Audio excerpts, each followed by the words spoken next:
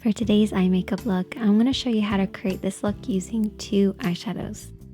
One for the lid and one for the crease. It's a super easy look, so let's get started. So I've already started by priming my eyelids with a little bit of primer. If you don't have an eyeshadow primer, you can always use concealer and a setting powder. This will create a blank canvas for you to work on. However, primer does give your shadow something to hold on to. So that's why I prefer primer over concealer.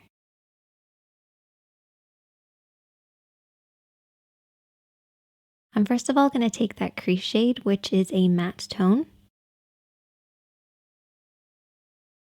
And I'm going to take my blending brush. So you only need two brushes for this look, a blending brush and a flat brush.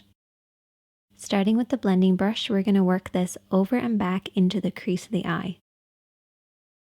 So the crease of the eye is where the eye creases into the eye shape. We're going to start on the outer corner and blend this over and back in this area. And I like to keep my eyes open so I can see the shape that I'm creating, making sure the depth of color is right at the lower point of the crease, blending upwards towards the brows and pretty much disappearing as it gets to the brow area.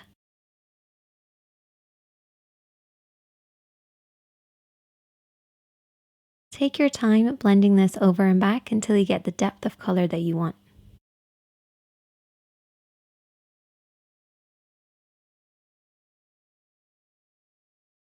And then I'm going to take my lid shade. And whenever I'm applying anything that has a little bit of shimmer, I use a flat brush to apply it.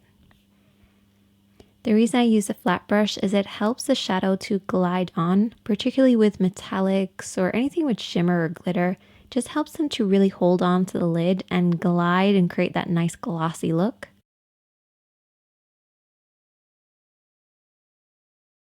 You want to very slowly build this up, applying a little bit of shadow at a time until you get the depth of color that you want.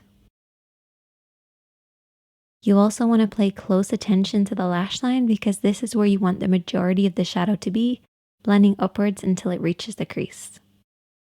If you have harsh lines between your crease and your lid, take your brush and slowly smudge between the two. This will help them blend into one another. But don't be afraid to keep blending and applying a little bit as you go along. And I also took that lid shade and applied it underneath the eyes as well.